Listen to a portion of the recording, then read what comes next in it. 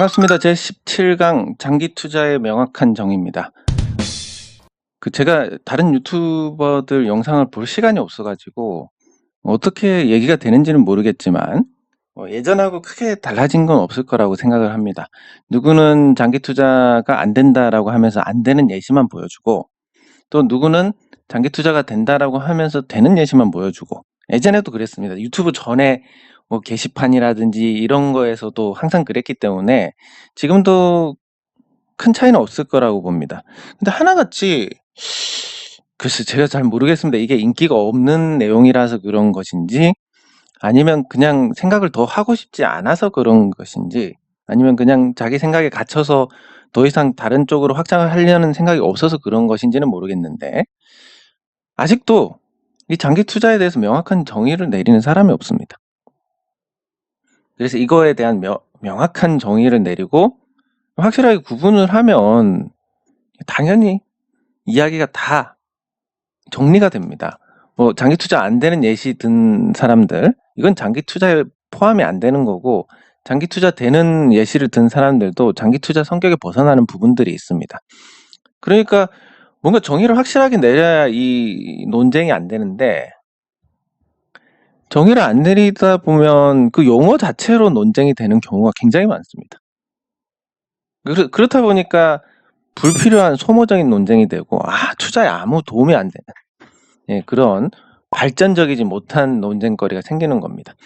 예전에 우리 조선시대에 보면 뭐 부모상을 3년을 지내야 되냐 뭐 또 옷을 어떻게 입어야 되냐부터 해서 아무짝에 쓸모없는 걸로 논쟁거리가 되지 않았습니까?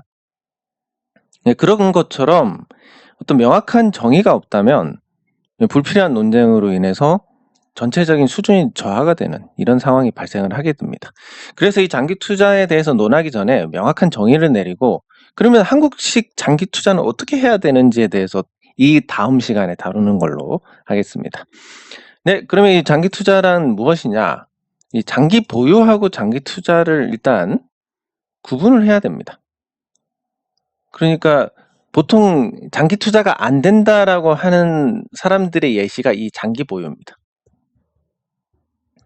그리고 여기서 하나 더 더하면 비자발적. 뭐 물려서 손절 못하는 분들 그냥 계속 갖고 가는 거. 이걸 장기 투자라고 하는데 뭐 대표적인 예를 들면 이런 거.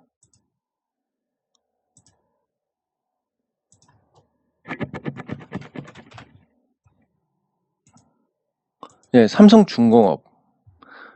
삼성중공업이 과거에 이 유상증자를 하고 그래서 그렇지 실제로 6만 원대였습니다. 그래서 삼성중공업을 6만 원대 사가지고 계속 갖고 갔다. 장기 투자다 라고 해서 물려도 계속 갖고 갔다. 그랬더니 결국 이렇게 되더라. 장기 투자가 이거 맞는 거냐 아닌 거지 하는 건데 사실 장기 투자의 가장 전제가 되는 게 저평가입니다. 고평가 종목은 장기 투자 대상에 포함을 시킬 수가 없습니다. 그러니까 요 삼성중공업 예를 들은 사람들이 간과한 게 뭐냐면 비자발적 장기 보유를 가지고 장기 투자다라고 정의를 해버리는 겁니다. 비자발적 장기 투자는 무엇이냐? 지금 오버슈팅 나오는 종목들 다 비슷한 양상일 겁니다. 지금 이런 양상, 이 정도에 와 있을 텐데 오버슈팅 때 잘못 잡습니다. 그것도 뭐 이 종목을 장기 투자해야지 이런 생각 전혀 없이 호가창에서 바르륵 거리면서 막 올라가니까 더 올라갈 것 같고 여기 호가에 보면 막 활발하게 움직이면서 밑에 물량이 엄청나게 쌓이고 위에 계속 매수가 들어와가지고 매수로 체결이 되면서 올라가는 이런 거 보면서 올라갈 것 같은데 해서 그냥 자기도 모르게 그냥 사게 됩니다. 어느 순간 충동 6시간 30분 중에서 단 1초만 생각이 비틀어져도 사게 됩니다. 보고 있다 보면. 그러면 샀는데 하필 산 게 뭐 43,000원이다. 이 기준으로. 그러다가 갑자기 뭐 한 10% 빠져가지고 3만 원대가 돼버렸습니다. 보통 사람들은 경험이 많은 사람들도 잘 못하지만 경험이 없는 사람들은 더더욱 못합니다. 심지어 그때까지 여기서 사고 기다렸다가 팔고 사고 팔고 이랬던 사람이면 또 올라오겠지 하다가 순식간에 손실이 커집니다. 마이너스 한 30 그냥 보게 됩니다.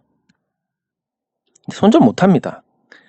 말씀드렸듯이 사이코패스라든지 이런, 아니면 진짜 처절한 경험을 해서 요거를 극복할 수 있는, 그 손절을 못하는 마음보다 그때 당한 그 아픔이 더 커서 손절을 할 수 있는 이런 사람들 아니면 손절매를 못합니다.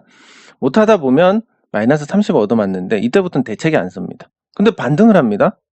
마이너스 한 15까지 줄어듭니다. 그러면 이때부터 심리적 안정이 생기게 됩니다. 올라오네?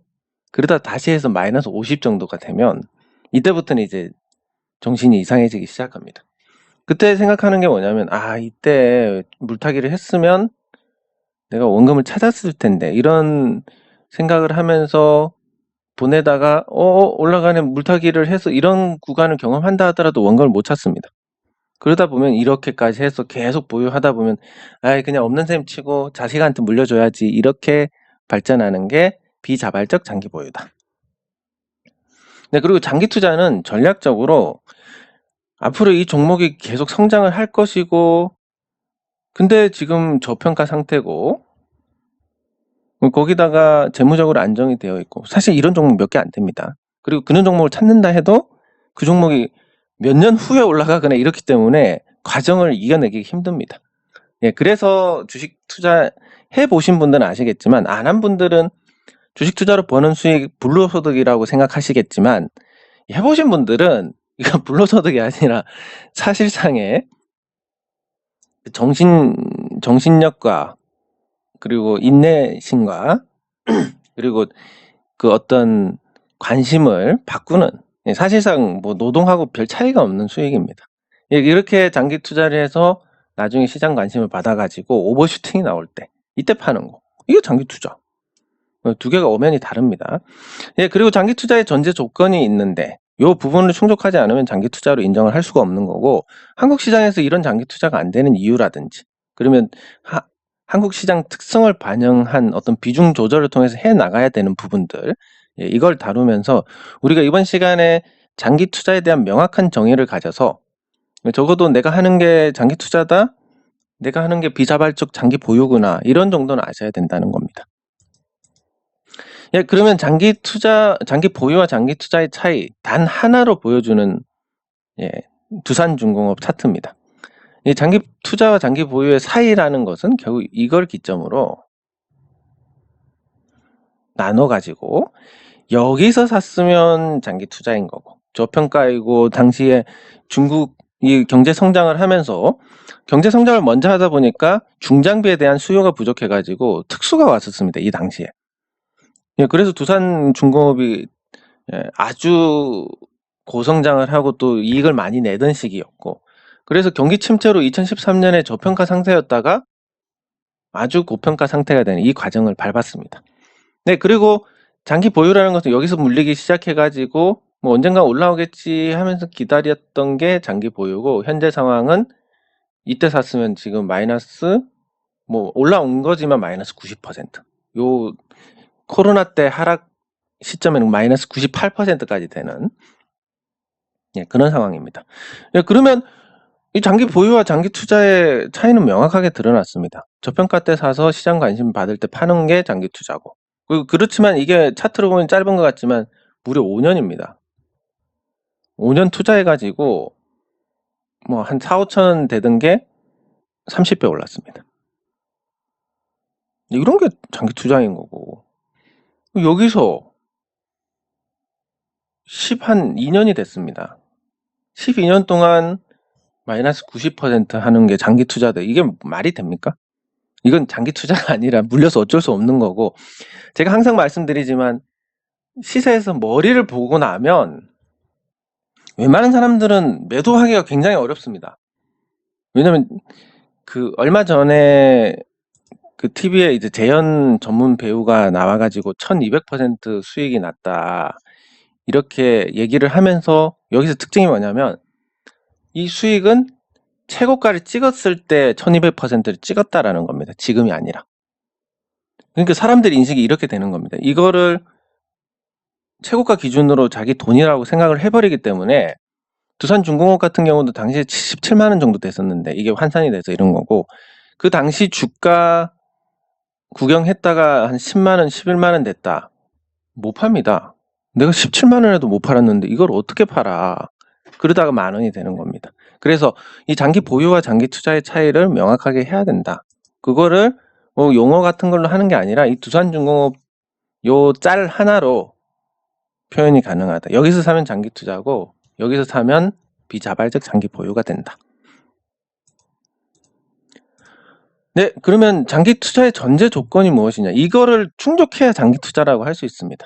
일단 첫 번째가 저평가, 네, 그리고 두 번째가 재무 안정, 그리고 나중에 시장 관심을 받을 수 있느냐, 그리고 이익 안정성이 있느냐, 요 네 가지입니다. 그러면 여기서 이걸 충족하는 게 뭐 삼성생명이 이걸 충족을 합니다.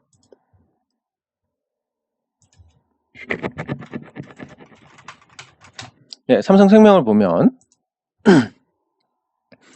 저평가냐? 네, 당연히 저평가입니다. 뭐 공모가보다 기업 가치가 2배가 올랐는데 이 공모가보다 2배 오른 기업 가치임에도 불구하고 지금 주가가 그거보다 한참 못 미치는 그런 상태입니다. 예, 그리고 재무 구조를 보면 이 부채가 굉장히 많지만 이게 금융기관의 특성상 그런 겁니다. 고객들의 보험이나 이런 건 다 부채로 잡히기 때문에. 예, 그래서 실질적으로는 재무 구조도 상당히 안정이 되어 있습니다. 요 고객 자산 빼고 보면 순자산이 40조 정도 되니까 실질적으로 부채가 거의 없습니다. 그 고객 자산 제외한 부채는 거의 없다. 예, 그래서 재무적으로도 안정이 되어 있고. 앞으로 뭘로 관심을 받을 거냐? 두 가지가 있습니다. 하나가 삼성전자 지분 가치. 네, 다른 하나가 금리 인상. 이 두 가지는 필연적으로 삼성전자 주식도 삼성생명법이 통과가 되면 팔아야 되고, 금리도 나중에 이제 인상을 할 수밖에 없을 겁니다. 이 유동성이 계속 불어나서 인플레이션이 발생을 하면. 그리고 이익은 국내 1위 생보사로서 뭐 소송이나 이런 걸로 인해서 일회성 손실이 날 수는 있지만 어쨌든 이익 안정성도 높고 이 네 가지 조건은 모두 갖추고 있습니다. 근데 지금 제일 문제가 삼성생명이 지금 시장에서 인기가 있는 종목이냐 없는 종목이냐. 없는 종목이고 사람들이 좋은 건 알겠는데 주가가 재미없네. 안 삽니다.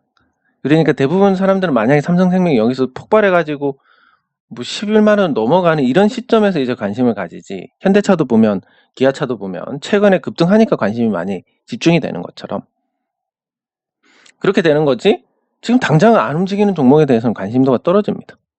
그래서 이렇게 가격 매력을 찾고 이렇게 나중에 시장 관심을 받으면서 성장성을 찾고 이 두 가지가 조합을 해서 장기 투자가 되느냐 안 되느냐가 결정이 된다.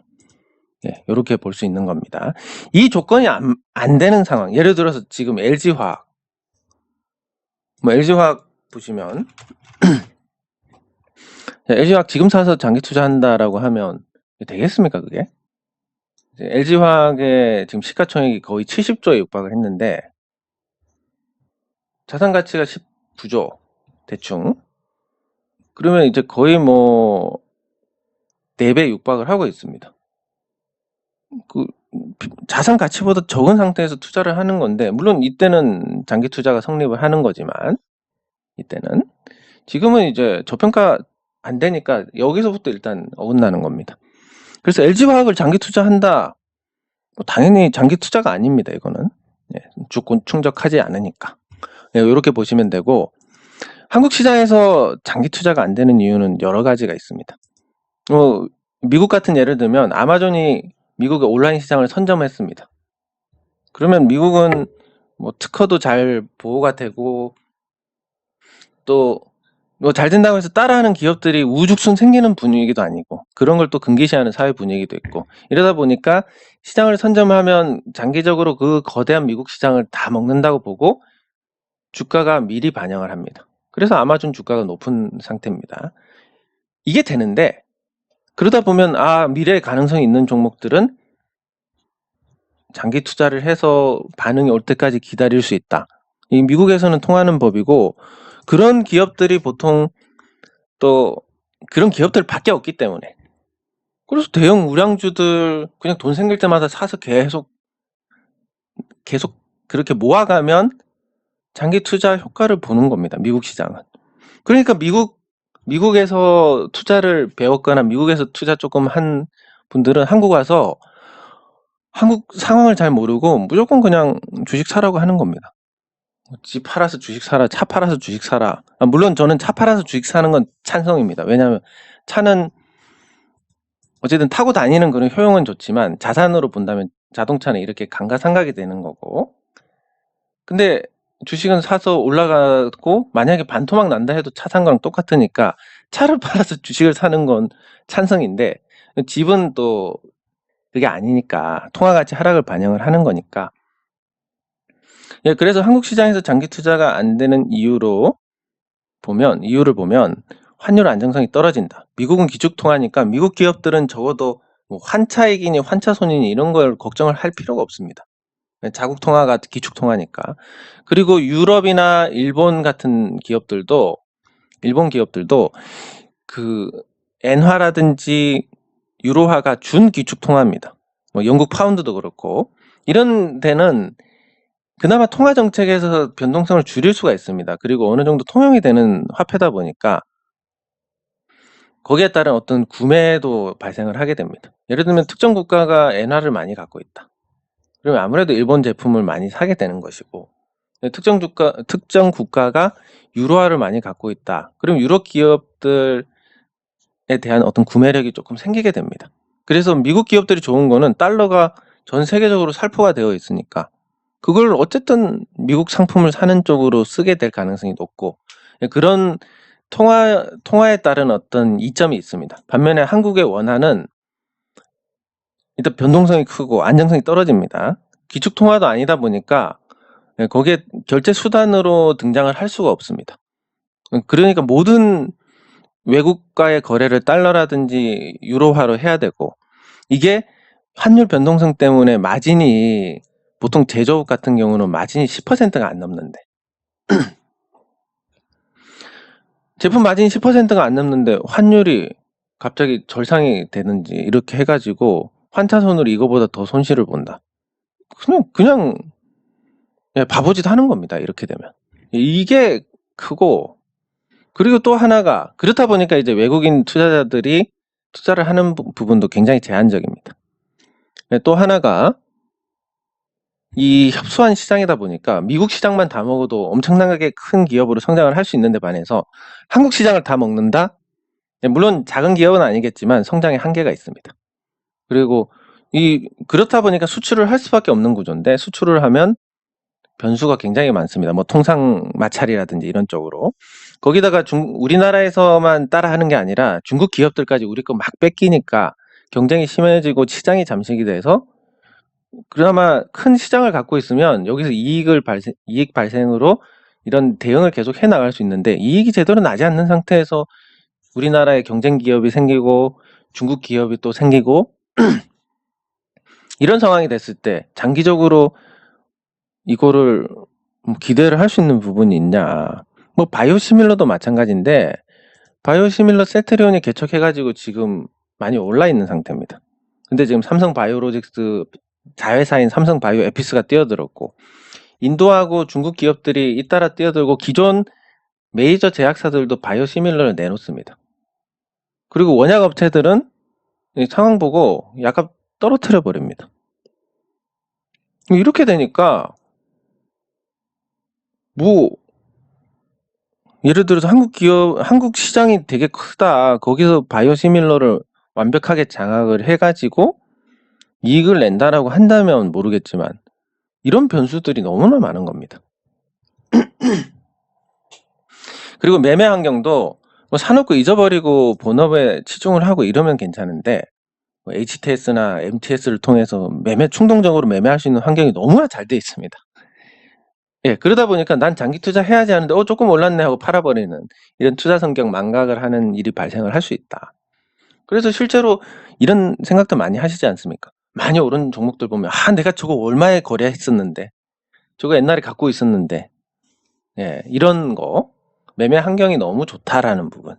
예, 그리고 외국인이 이미 우리 시장을 장악을 해버렸기 때문에 외국인 지분율이 뭐 38%까지 올라가 있는데, 이미 시장을 외국인이 장악을 해서 주가가 올라가면 얘네들만 좋은 일이 되는 겁니다. 근데 얘네들은 이걸 또 한꺼번에 팔고 나갈 생각도 없고, 박스권을 유지를 하면서 많이 올라가면 파생하고 이렇게 털어내서 재미 보고, 뭐 이런 식으로 한국 시장에서 계속 지속적으로 현금을 인출해 나갑니다.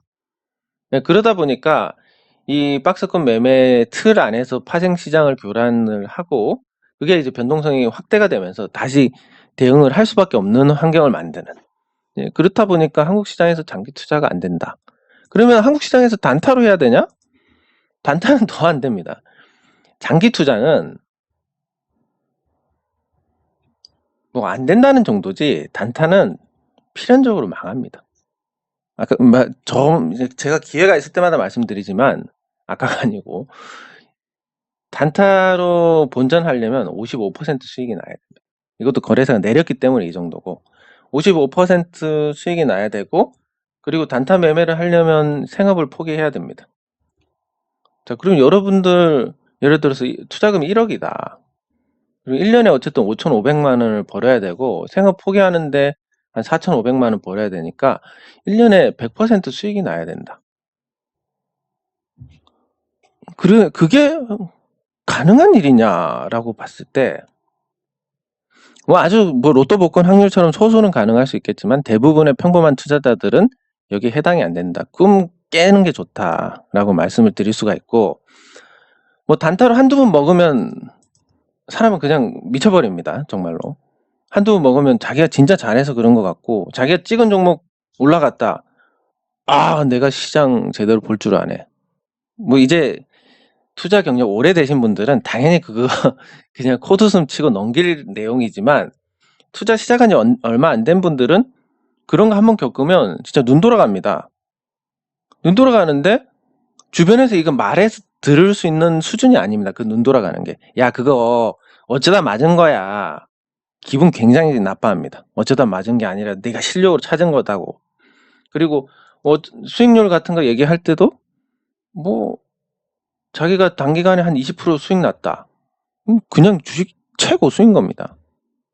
최고수인데 제가 내가 투자 오래 해봤는데 이거 이런 거에서 우쭐하다고 이러면 순식간에 큰일 난다? 뭘, 나보다 수익률 떨어지면서 뭐 이렇게 생각을 해버리는 겁니다. 그래서 필연적으로 주변에서 말려도 안 됩니다. 이거는 진짜 사람이 약간 달라지게 되는데, 그래서 말려도 안 되기 때문에 이렇게 하는 투자자들은 결국 다 날린다 보시면 됩니다. 다 날리고 나면 젊은 친구들은 뭐 보통 빚을 내고 이렇게 억지로 투자금을 만들어 가지고 이걸 날리면 이제 암담해집니다. 이걸 어떻게 갚고 어떻게 하지? 그거 안 되면 그냥 자살해 버리는 겁니다. 실제로 그런 사례들이 있고, 뭐 진짜 로또 복권 확률로 20% 수익 내고 내가 최고야라고 하는데 다음에 또 수익 50% 내고 내가 이거 맞네. 200% 내고 이렇게 해서 난 주식 신동이고 경제적 자유인이 됐어. 주변에 찾아보십시오. 있는지. 없습니다. 절대 이거는 장기 투자는 안 된다는 정도지만 단타는 그냥 망하는 길입니다. 예. 그러면 이제 안 되는 장기 투자를 한국 시장의 특성을 반영을 해서 하려면 어떻게 해야 되느냐? 이 꽃에 물을 주고 화초 가꾸듯이 비중 조절을 해야 됩니다. 예, 대응. 뭐냐면 한국 시장의 변동성이 높기 때문에 보통 권장하는 것은 20% 비중입니다. 100주를 갖고 있으면 80주는 모셔놓고 나머지 20주로 대응을 합니다. 그래서 많이 떨어졌는데 20주를 삽니다. 더. 그래서 올라갔습니다. 20주를 팝니다. 남은 80주가 있으니까 더 날아가도 괜찮습니다. 20주 팔고 다시 떨어집니다. 그러면 한 뭐 같은 돈으로 이제 한 24주 정도를 살 수 있습니다. 24주. 또 올라갑니다. 이제 한 24개를 팝니다. 매도.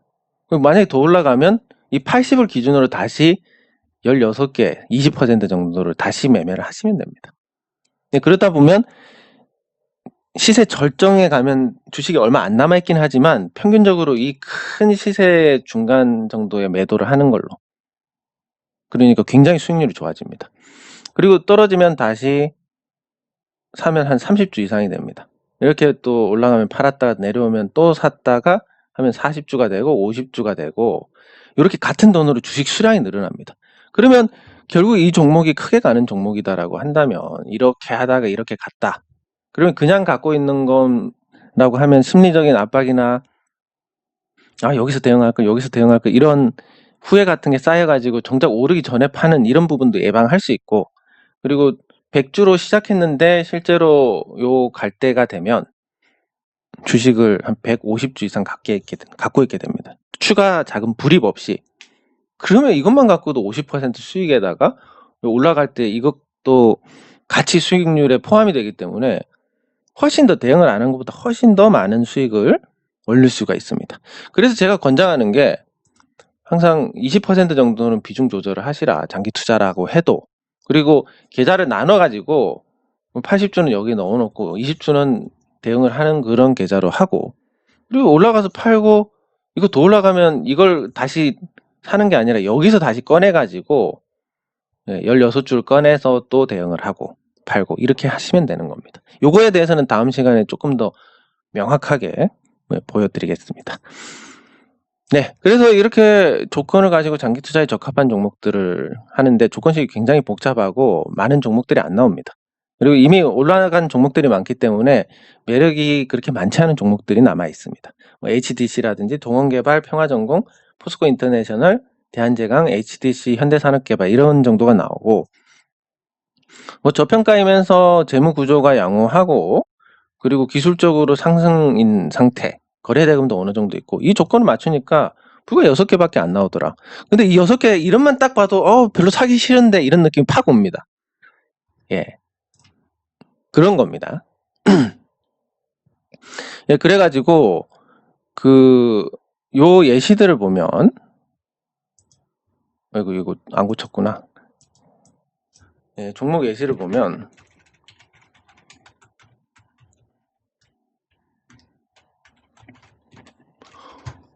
HDC가 이런 상태입니다.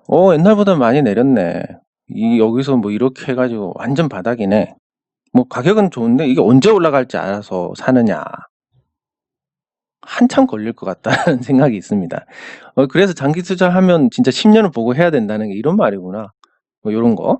그리고 HTC 현대산업개발은 뭐 분리 상장해가지고 뭐 얼마 안 되긴 했는데 뭐 매물 부담이나 이런 게 좀 적어서 양호한 상태고, 뭐 건설업이 앞으로 관심을 받을 수 있는 부분도 있으니까 좀 긍정적으로 볼 수 있다라고 하는데, 또 사람들 인식이 뭐냐면 여기서도 안 샀는데 2만원 초반에서도 안 샀는데 지금 뭐 3만원 넘어갔는데 사기 싫다.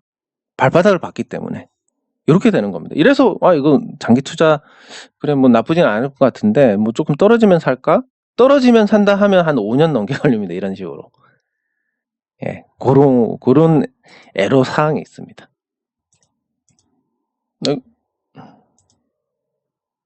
안 바꿨구나. 예.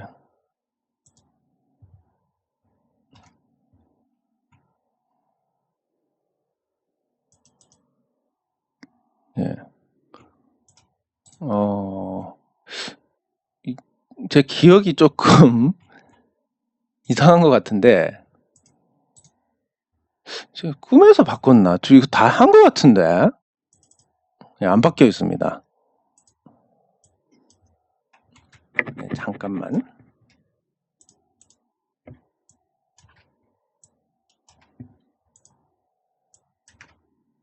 네, 귀신이 고칼 노릇인데 제가 다 바꿔놨다 생각했는데, 예, 아무튼 다시 가서 대한제강 보면 일단 제강 자체가 별로 인기 없는 업종이고, 뭐 포스코도 안 오르는데 지가 어떻게 올라, 뭐 요런 건데, 그리고 동원개발 이것도 또 건설사입니다. 저평가긴 한데 옛날에도 그렇게 많이 안 올랐었는데 과연 장기 투자로 할 만할까? 이런 물음에 휩싸이게 되고, 옛날에 1,000원도 안 했는데 지금 사서 장기 투자를 한다고 거부감이 생기는 거고, 대한제강 포스코도 안 오르는데 얘 오를까? 뭐 이런 거. 그러니까 뭐 장기 투자에 적합한 상태다라고 해도 막상 손이 안 나가는 상태인 겁니다. 포스코 인터내셔널 요거는 그래 조금 괜찮은데 원자재 가격이 그렇게 쉽게 오를까? 이렇게 되는 거고. 풍산 저 밑에서부터 올라왔는데 이거 어떻게 사? 여기서도 안 샀는데 장기 투자하려면 싸게 사야 된다면서 만 원대에도 안 샀는데 지금 3만 원대인데 어떻게 사? 이렇게 되는 겁니다. 그 입맛에 맞는 게 없는 겁니다 지금. 포스코 인터내셔널 사면 한 몇 년 고생할 것 같고 제자리에서. 그렇다고 이미 조금 오른 종목들 살려고 보면 발바닥을 봤으니까 지금 사기는 조금 손해인 것 같고. 뭐가 돼도 입맛에 맞는 게 없는 겁니다. 그리고 뭐 여기 KB금융이나 삼성생명을 보면 KB금융도 마찬가지로 밑에서도 못 샀는데 어떻게 지금 사부터 해가지고 금리 인상 어느 세월이 되겠어. 이런 거. 삼성생명도 그래 뭐 이미 이렇게 올라왔으니까 또 지금 사는 건 가격적으로 부담이 있는 거 아닌가부터 해가지고 삼성전자 지분 가치 삼성전자 아무리 올라도 반응 없던데 그리고 금리 인상 어느 세월이 될 건데 최근에 소송 당하고 이런데 이러니까 뭐 입맛에 맞는 게 없는 겁니다. 그래서 장기 투자가 어렵다는 게 적합한 종목을 찾아도 몇 년이나 인내를 감수를 할 만한 그런 각오가 없고 또 그런 확신도 없고 그러니까 당장 뭔가 반응이 있어야 되고 이러다 보니까 정상적인 장기 투자 종목으로는 개인 투자자들이 투자를 하기 어렵다. 그래서 제가 화끈하면서 그런 장기 투자의 성격을 낼 수 있는 중소형 성장주밖에 없다라는 겁니다. 이런 종목도 투자하셔도 되지만 여러분도 아마 이 과정을 못 버틸 겁니다. 그래서 좀 그게 압축되어 있는 중소형 성장주가 제가 봤을 때 평범한 투자자들이 할 수 있는 거의 유일한 방법이다. 이런 거고 그래서 다시 정리를 하면 장기 투자에 명확한 정의를 내려야 된다. 요약을 하면 장기 투자라는 게 장기 보유하고 분명히 다른 거고 장기 투자에는 전제 조건이 있어야 되고 한국 시장은 장기 투자가 안 되는 이유가 있다. 그래서 이걸 반영한 비중 조절을 통해서 극복을 해 나가야 된다라는 거고 장기 투자하고 장기 보유의 사이는 이 두산 종목 차트로 단박에 설명이 됩니다. 여기서 하면 장기 투자, 여기서 하면 장기 보유, 비자발적. 그리고 전제 조건은 저평가, 재무 안정, 시장 관심, 이익 안정. 이런 거야 뭐 나중에 어떻게 될지 모르는 거지만 적어도 저평가가 아닌 상태에서 장기 투자한다고 샀다. 이건 장기 투자 아닌 겁니다. 그리고 한국 시장에서 안 되는 이유가 환율 안정성이 떨어지고 시장도 협소하고 매매 환경이 너무 좋고 외국인이 이미 선점을 해서 다 사버리고 있는 상태다. 그래서 뭐 만약에 장기 투자 성과를 내려고 하면 외국인들이 다 때리니까 그것도 뭐 성과를 낼 수가 없다. 그래서 한국 시장 특성을 반영해서 높은 변동성의 비중 조절을 하자. 뭐 이런 부분들 비중 조절을 해서 나중에 원래 있는 주식보다 늘리면 성공한 겁니다. 그리고 그 기다리는 과정도 지루하지 않고 이걸 통해서 화초에 물을 주듯이 그렇게 계속 관리를 해 나가는 거 이것만이 그 장기 투자의 어떤 긴 그 고독한 그런 여정을 극복을 할 수 있는 부분이고 적합한 종목을 추출해 보니까 전부 인기 없는 종목만 나오더라. 이 종목이 인기 있으려면 얼마나 시간이 걸릴 것이며 아득합니다 그냥. 그 시간을 감수할 만한 투자자들이 거의 없고 그리고 뭐 대한제강, 동원개발 이런 종목들 이름만 들어도 안 오를 것 같고 바닥 길 것 같은 종목들이고 포스코 인터내셔널, 뭐 풍산, 무겁기 짝이 없는 종목이고 삼성생명이나 KB금융도 마찬가지고 그래서 한국 시장에서 장기 투자하는 거 가능하냐 물론 비중 조절하면서 조용히 호흡 가다듬고 작은 수익에 만족하면서 가면 되는데 실질적으로 그게 어려우니까 이런 과정들이 압축이 되어 있는 중소형 성장주에 집중을 하는 게 맞을 거고 그것도 어쨌든 저평가 때 사면 장기 투자니까 그렇게 가는 게 맞을 것이고 굳이 이제 장기 투자를 한다면 이런 비중 조절을 통해서 해야 되고 이 과정은 제가 18강에서 다루도록 하겠습니다. 요거에 대한 부분들은 이번 과정은 여기서 마치도록 하겠습니다. 수고하셨습니다.